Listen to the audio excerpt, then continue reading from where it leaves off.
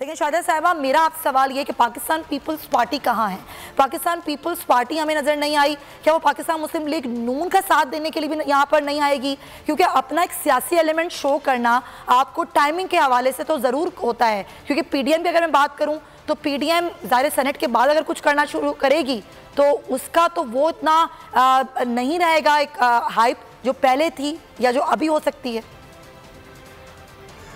बहुत शुक्रिया। देखिए, सबसे पहली बात तो ये कि पीडीएम में मुख्तलिफ सीटों के ऊपर आपको मालूम है जैसे कि अलायंस हुआ है और इसके कराची के अंदर भी इलेक्शन हो रहा है 16 फरवरी को, जो मुर्तजा बलोच साहब की सीट खाली हुई थी उनके डेथ के बाद। तो वहाँ पर पीएमएलएन ने, दीगर जमातों ने, पीडीएम में शामिल तमाम जमातों ने जो है हमें सपोर्ट का अनाउंस किया है। इसी तरीके से हमने वहाँ पर पीएमएलएन का, चूंकि आपको पता है कि माजी में वो सीट जो है पीएमएलएन के पास रही है और हमने वहाँ पे उनको सपोर्टेड की है। और ऐसा नहीं है, हम हर तरह से हमारे वर्कर्स, हमारी ऑर्गेनाइजेशन हर तरह से वहाँ सपोर्ट में खड़े, क्योंकि पाकिस्तान पीपल्स पार्टी पूरे पाकिस्तान में अपना एक वजूद रखती है और एक हैसियत है और मुकाम है। और ऐसा हरगिज़ नहीं कि हम मैदान छोड़कर खाली छोड़ के चले जाएंगे। आपने देखा कि पंजाब में जितने जलसे हुए पाकिस्तान पीपल्स पार्टी का उसमें शाना बशाना शामिल रही।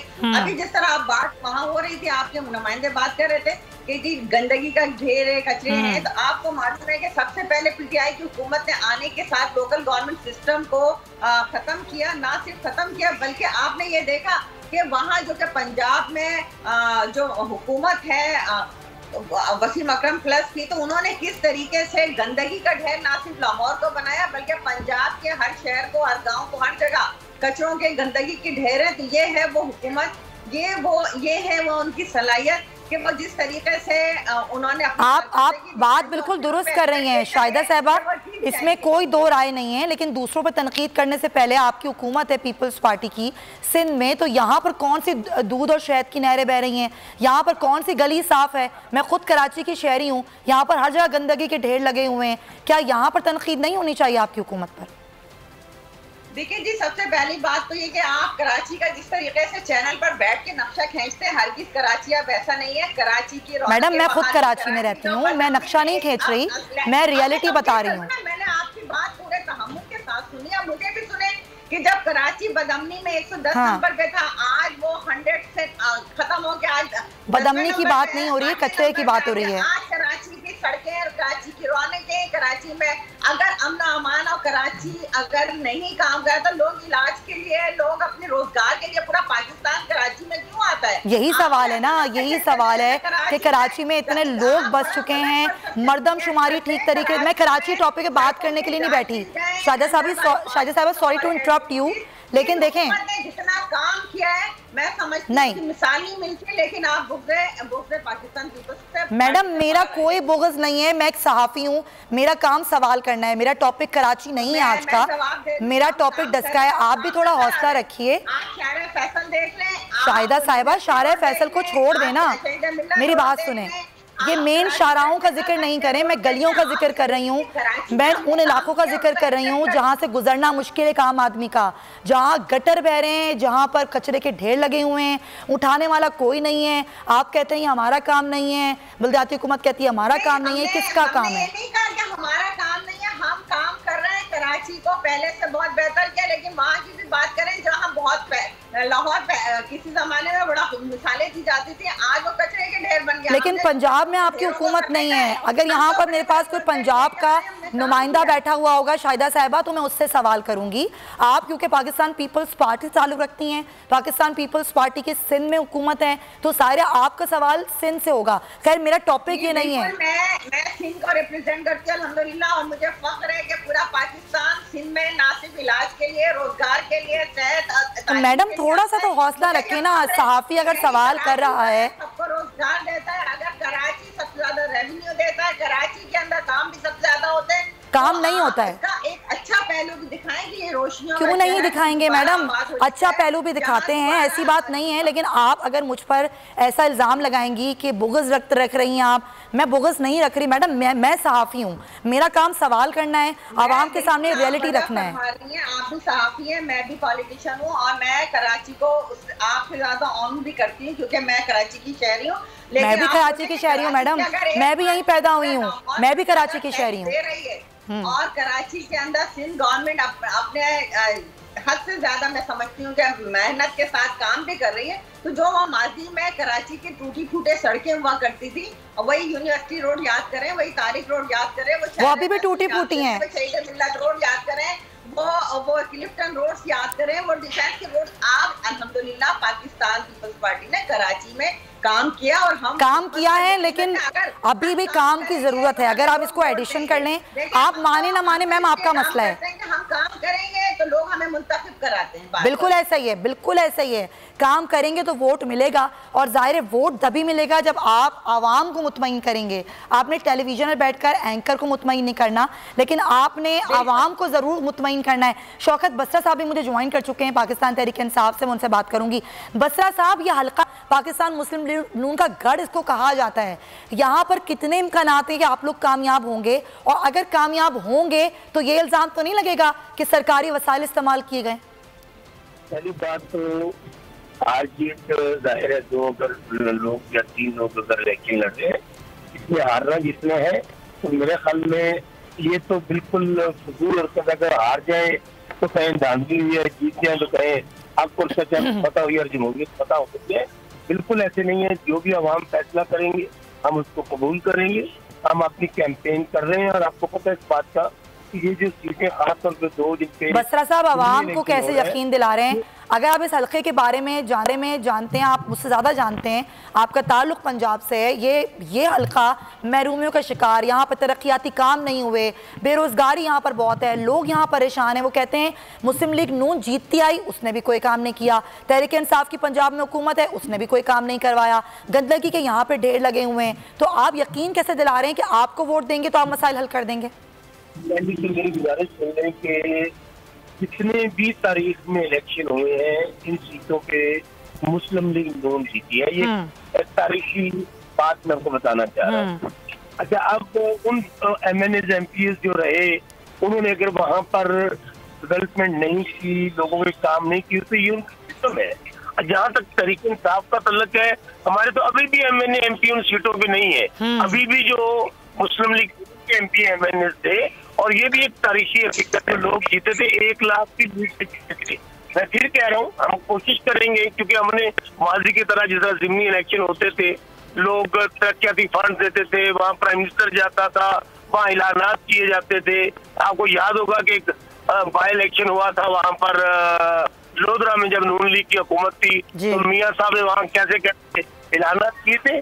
फिर मैं कहता हूँ तरीकाकार यही है कि फेयर प्ले होना चाहिए, तमाम पार्टियों को मौका मिलना चाहिए। हम हारे या जीते, मुझे इस बात का यकीन है कि जमहूरियत की फतह होगी। माजी की तरह कि वहाँ पर झूनू इलेक्शन होगा, वहाँ पे लॉ एंड ऑर्डर को कंट्रोल नहीं किया जाएगा, वहाँ पे पोलिंग एजेंट्स को थ्रेट किया जाएगा, ऐसा बिल्कुल नहीं होगा। हमारी हुकूमत जो है वो जाहिर है इलेक्शन कमीशन के साथ जो उन्होंने ड्यूटीज लगाई है, उनको हमारी हुकूमत पूरा फैसिलिटेट कर रही है।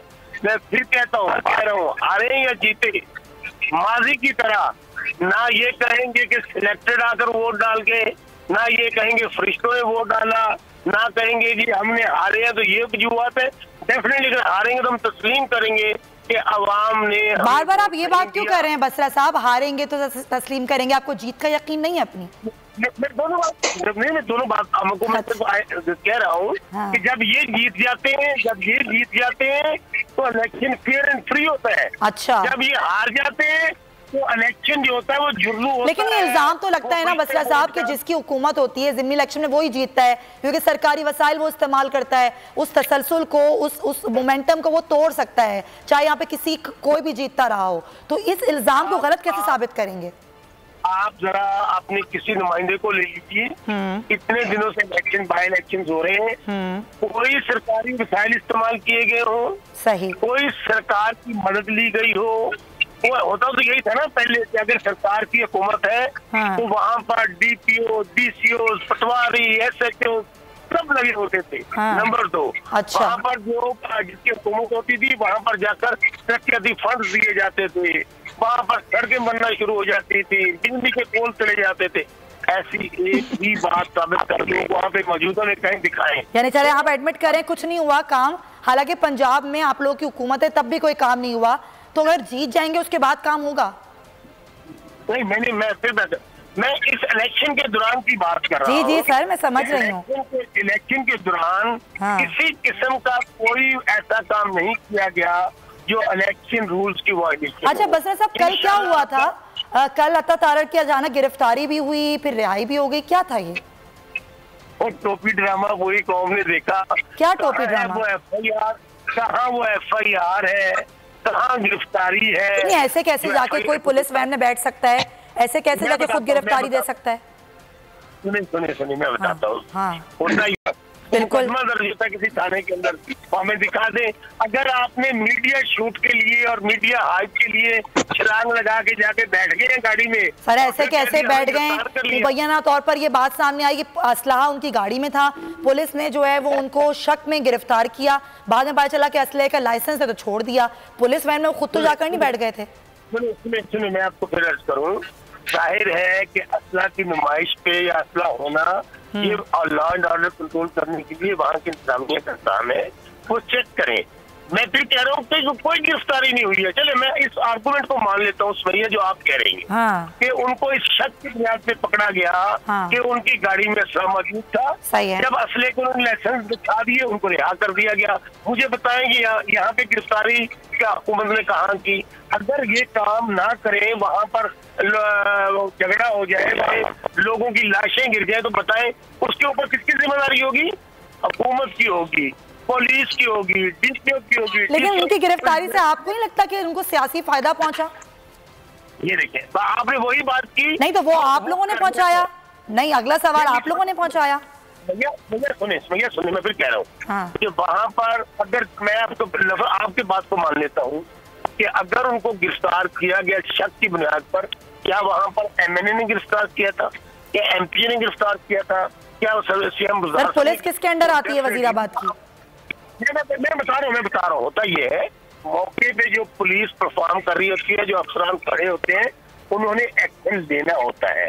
लेकिन आपकी बात से मैं एग्री कर रहा हूँ कि उसका फायदा नहीं हुआ कि उन्होंने कहा जी देखें जी विक्टिमाइजेशन हो रही है, ज्यादती हो रही है, गिरफ्तार कर लिया गया है सिर्फ। लेकिन रिजल्ट क्या हुआ? उसमें ना कोई FIR, ना कोई गिरफ्तारी, सिर्फ एक कल वो शूट हो गया, सोशल मीडिया पे चल गया, इलेक्ट्रॉनिक मीडिया पे आ गया, गिरफ्तारी हो गई। जब गिरफ्तारी होती है ना तो फिर आप थाने जाते हैं, फिर FIR होती है, फिर आप अदालत में पेश होते हैं, फिर आपको वारंट। तो कोई ऐसी बात है नहीं है यहाँ। अच्छा जरा ये बताएं, अभी शिबली फराज साहब कह के गए सेनेट इलेक्शन में जो है नए लोगों को मौका देना चाहिए, नए नौजवान चेहरे आने चाहिए। पंजाब में आपके जो नौजवान चेहरे हैं, जो पंजाब में MPAs हैं, वो तो बहुत ही नाला बैठे हैं। खुर्रम लगारी साहब तो बहुत ही भरे हुए हैं। वो कहते हैं हम नौजवानों की आवाज़ थे, लेकिन हमें तो फैसिलिटेट क्या, हमें तो हम जो मुतालबात जायज़ मुतालबात हैं वो पंजाब हुकूमत, वो गुलजार साहब नहीं कर रहे, सिर्फ अपने अपने लोगों को नवाजा जा रहा है। तो अगर अभी से लोग टूटना शुरू हो जाएंगे तो सेनेट में क्या होगा बसरा साहब? पहली बात तो ये है कि ये उनका जमहूरी हक है, सियासी हक है कि वो अपनी बात करें। जाहिर उनकी रिजर्वेशन है, इसमें प्रतीत हो रहा है नहीं है, लेकिन मैं आपको खबर दे रहा हूँ कि उनकी जो रिजर्वेशन थी ऑलमोस्ट खत्म हो गई है। इश्यूज आते हैं तो हम आवाम के नुमाइंदे हैं, हल्के में अगर हमारे डेवलपमेंट नहीं हो रही, अगर वहाँ पर कोई जुल्म ज्यादती हुई है और उसके ऊपर एक्शन नहीं लिया गया, तो जाहिर हम बोलेंगे। तो ये अच्छी रवायत है, ये कोई यहाँ पे आमरीत तो नहीं है ना, तो यहाँ पर बादशाहों की पार्टी तो नहीं है। यहाँ पर वन मैन शो है, जो उसको फॉलो करेंगी, जो हुक्म मिल गया नौकर चाकर उनको फॉलो करेंगे। यहाँ पर यही फर्क है नए पाकिस्तान और पुराने। लेकिन अगर यही चीज होती है पाकिस्तान मुस्लिम लीग नून में, तो आपका बयानिया बिल्कुल डिफरेंट होता है। खैर पॉइंट टेकन। बसर साहब, शाहिदा साहिबा को भी मैं शामिल गुफ्तगू करूँ। शाहिदा साहिबा, जाहिर है बार बार PDM पर ये इल्ज़ाम लग रहा है कि कहाँ है PDM का वो जोशो खरोश। सेनेट इलेक्शन के बाद हम क्या देखेंगे उसको? जब सेनेट के इलेक्शन हो जाएंगे, कहानी बदल जाएगी, तो फिर PDM के लॉन्ग मार्च का किसको फायदा होगा? देखिए जी, जो जमहूरी और आईनी हक है वो पीडीएम अपना इस्तेमाल कर रही है। और आपने देखा कि पाकिस्तान पीपल्स पार्टी की तजवीज़ थी कि हम सेनेट इलेक्शन में पार्टिसिपेट करेंगे और अल्हम्दुलिल्लाह पीडीएम में शामिल तमाम जमातें उस पर ना सिर्फ मुत्तफिक हुई, वो पार्टिसिपेट कर रहे हैं। और आप जब हम इलेक्शन को इनको लिए खुला मैदान तो नहीं छोड़ सकते कि जी जिस तरीके से ये ऑर्डिनेंस लाए बादशाह सलामत ख्वाब देखें और बादशाह सलामत जो दिल चाहे वो कर लें, ऐसा हरगिज नहीं हो सकता। पीडीएम पहले अच्छा, कितने मजे की बात है, यही पीपल्स पार्टी थी, बेनजीर भुट्टो शहीद थी जिनका ये मुतालबा था कि ओपन बैलेट से इलेक्शन हो। ये बेनजीर भुट्टो शहीद क्या चाहती थी कि ओपन बैलेट से इलेक्शन हो, आज वही पीपल्स पार्टी कह रही है कि हम ये होने नहीं देंगे। देखें जी, ये बिल्कुल मिसाक़े जमहूरियत का पार्ट था और हम इससे कभी पीछे नहीं हटते, लेकिन हर आईनी तरमीम का एक तरीक़ाकार होता है जिसमें पार्लिमानी कमेटियां बनती हैं, जिसमें हर जमात के एक एक मेंबर को शामिल किया जाता है, फिर उसमें इत्तेफाक़ राय से मुख्तलिफ पार्टीज की तजावीज़ आती है। हमने भी सादा अक्सरियत के साथ ही 3 अमेंडमेंट करके दिखाई। उस वक्त ये बसरा साहब हमारे साथ हुआ करते थे, उन्हें मालूम है कि किस तरह होता है।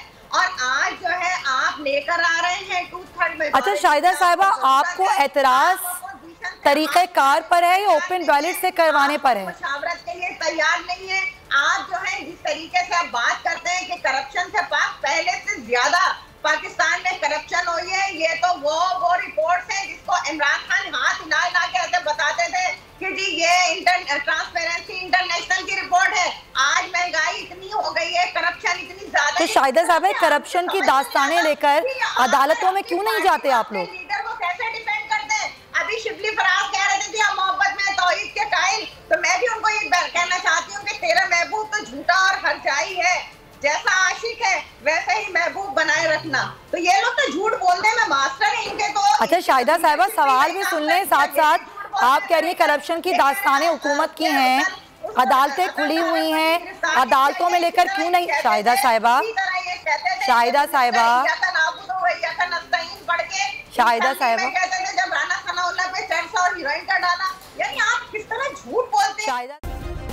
सब्सक्राइब करें और बेल दबाएं ताकि कोई खबर रह न जाए।